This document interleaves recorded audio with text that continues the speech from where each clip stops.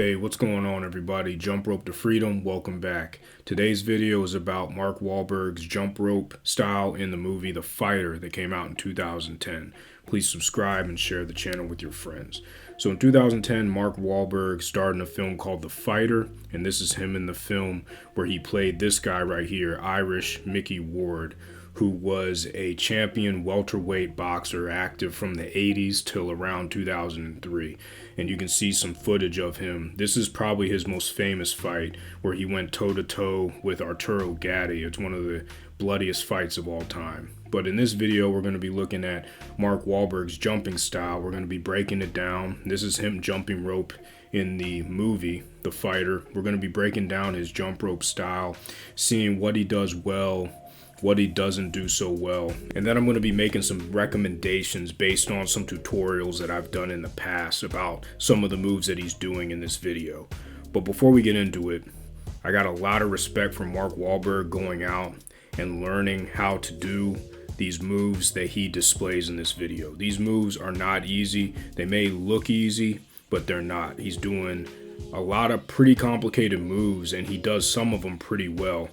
He didn't hire a stuntman to do these moves for him. It looks just like him in the video. So mad props and mad respect to Mark Wahlberg for going out there and learning these skills and having the courage to put them up on a movie that was released to the mass public. The first move we're going to look at that he does in the movie is the double under crossover. Now this is what he's doing in real time. And you can probably see that he is moving his arms a little bit too much, and he's piking a little bit too much. And look how high he's jumping off of the ground. If you do the double under crossover like this, the way he's doing it with a lot of movement and a lot of jumping, it's going to be, number one, it's going to be very difficult to do that over and over again over a long period of time. You're not going to be able to do many of them in a row because there's so much body movement. The more you move with jump rope, the less you're going to be able to do over the long term. So you can see here that he only does about 2 or 3 of these before he gets too tired and he has to stop. And that's because he's moving way too much as we look at it in slow motion. He's piking and jumping too much, and he's moving his arms far too much. And with jump rope, what you want to remember with any move, but especially a move with more movements, is the less you move, the better it is going to be in the long term. You're still going to get just as good of a workout, but you're going to be able to do more because the less movement equals more efficiency, which means more conserved energy over the long term. So just remember that when you look at Mark Wahlberg's clip, you want to move as little as possible. We're going to go over some of my recommendations on how you can make this move work a little bit better for you. So if you look at me as opposed to Mark Wahlberg, I'm barely moving. I'm moving just enough to ensure that I can get the move done. And as we transition into slow motion, you'll see that my wrists are what's leading this whole move. My wrists are leading.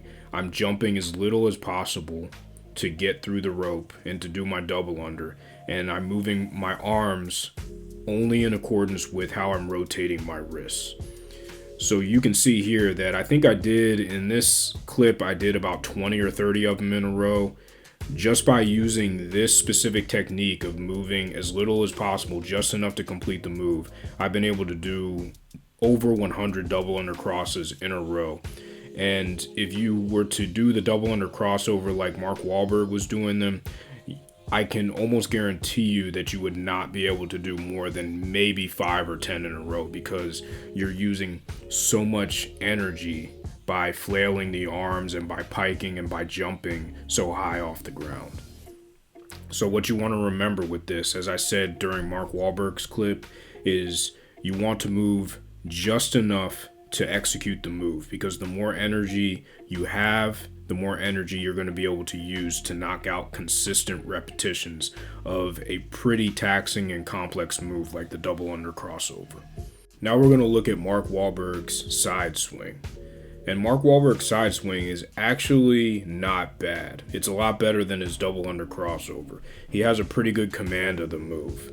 There's only one thing that Mark Wahlberg does on his side swing that I would change. And what he does is he brings his left arm, which is his non-dominant arm, all the way over to his dominant arm. And I think he's actually left-handed, but in this situation, his right hand is his dominant. He brings his left hand all the way over to his right hand before he starts the whole side swing motion. So let's look at it. See right here, his left hand comes all the way over and then he starts the side swing. I would say that I would recommend starting the motion with the dominant hand first. That's what I do. It keeps the momentum going and it also keeps the movement going, which is important because if you start to lose momentum with the rope, then it's going to be a lot harder to generate it. So my recommendation is to do what I'm doing in this video and also to keep your arms a little bit more compact and closer into your body. That's another thing that bringing the non-dominant hand over to the dominant side all the way before you start the side swing over motion does, is it makes you flail your arms a little bit too much. And that's what Mark Wahlberg does during his side swing. His side swing is pretty good, but he could probably make it a little bit better if he would have his arms act in a more synergistic fashion. So if you can see here, what I'm doing here is I am starting the side swing over motion before my non-dominant hand gets to my dominant hand. And what this is doing is it's saving time, it's making the movement more efficient, and it's keeping me from flailing my arms to keep the rope moving. Because what Mark Wahlberg has to do is whenever he has to bring his non-dominant hand over, all the way over, before he starts doing the side swing over, he is having to flail his arms because the rope is losing momentum. It's kind of a hard concept to explain, but in general, you want to keep as much momentum going as possible, and you also want to keep from flailing your arms. With any move, most moves, your wrists should be leading everything. The wrist rotation should be leading everything. And in Mark Wahlberg's side swing, just like with his double undercross, his arm rotations rather than his wrist rotations are what's leading. So whenever you have flailing arms, it's going to be really inefficient as opposed to when you're leading with your wrists. 90 to 95% of the rotation on any move should come from your wrists. So that's just a recommendation on the side swing. Again, I think Mark Wahlberg's side swing is actually pretty good. There's nothing, unless you've been jumping rope for a long time, you wouldn't notice that there's anything wrong with it. But I've been jumping rope for probably 30 or 40 minutes a day for the last 2 years and watching a lot of video on it. So you would expect me to be able to pick up on something like that. But it's not a glaring mistake. It's just a small tweak that he could make, or that if you do this, you could make to your jump rope style. Let's look at Mark Wahlberg's basic bounce. And he does a little bit of a different move here. He's jumping on his heels, which I have not tried much to do, and which I think is pretty difficult. So a lot of respect and props to Mark Wahlberg for practicing that and then being able to do it with pretty good proficiency there. I don't see too many issues with his feet in this scenario here, in this portion of the movie. The only problem that I see with Mark Wahlberg, and it's consistent throughout all of his jump rope moves so far in this video, is his arms. He likes to use his arms a lot, and he uses his arms rather than rotating his wrists. And he does that in the double under crossover, he does it in the side swing, and he's doing it here as well. It's a common problem that a lot of people suffer from, if that's the right terminology, when they get into jump rope, is they like to use their arms rather than their wrists.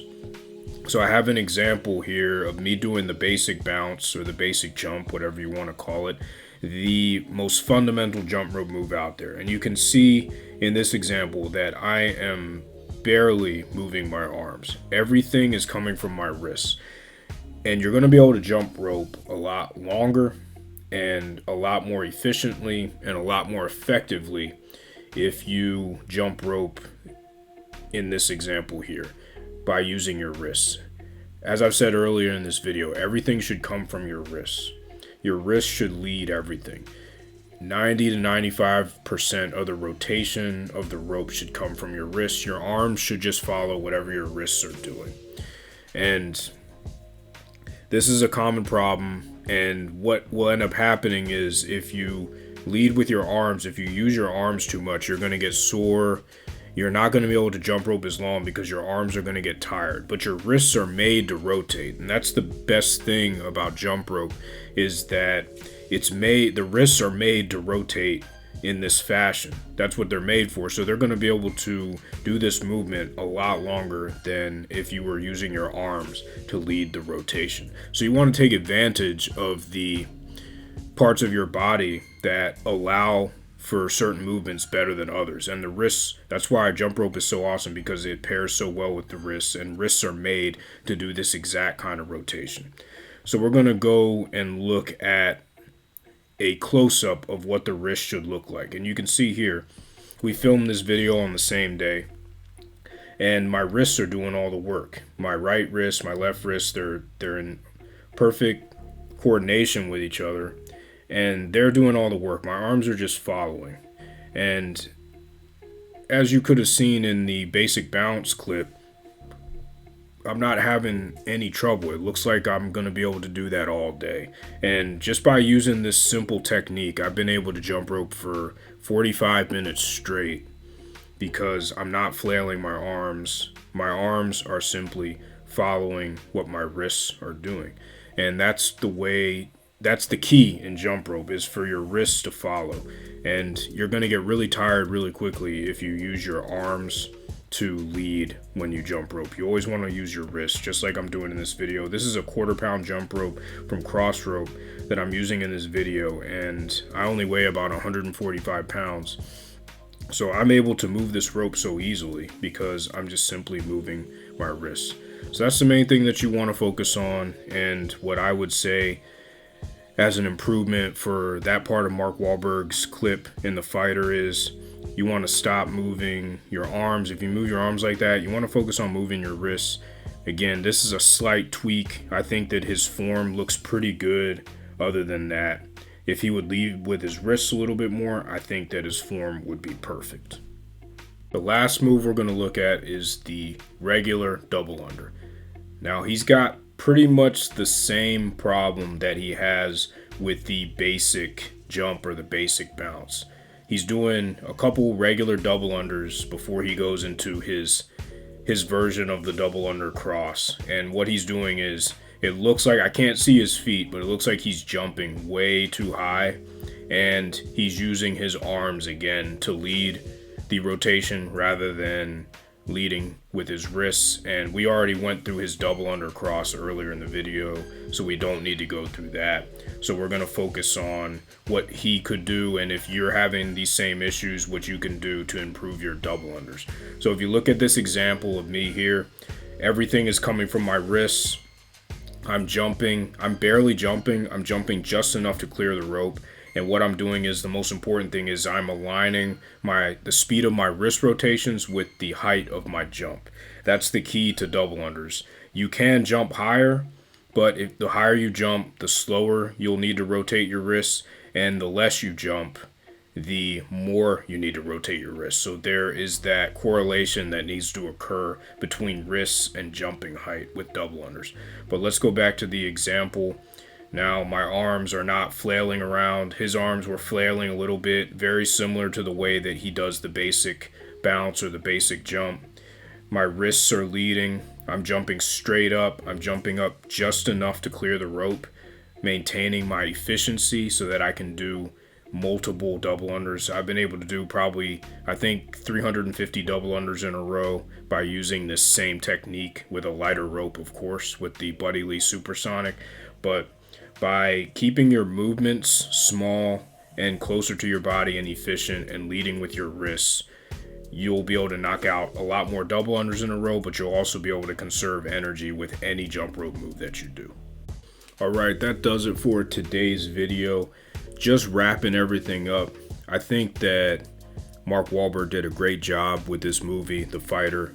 I like a lot of his movies, and I have a lot of respect for the fact that he went out there, learned how to jump rope. Maybe he knew how to do it in the past, but jumping rope is not an easy thing to do. A lot of people just can't do it. So the fact that he was able to go out there, learn the moves, even if he didn't do any of them perfectly, he still had a good amount of proficiency there. And you don't need to be perfect in jump rope. I mean, there's always something that everybody can improve upon. Even a multi-millionaire actor like Mark Wahlberg, he's just a regular person, and you can see in this video that there's even things that he can improve on, there's things that I can improve on, there's things that everybody can improve on. So this video wasn't meant to put anybody down or anything like that. It was just meant to teach the finer points of jump rope through a case study, through a person that most people know. Most people know who Mark Wahlberg is.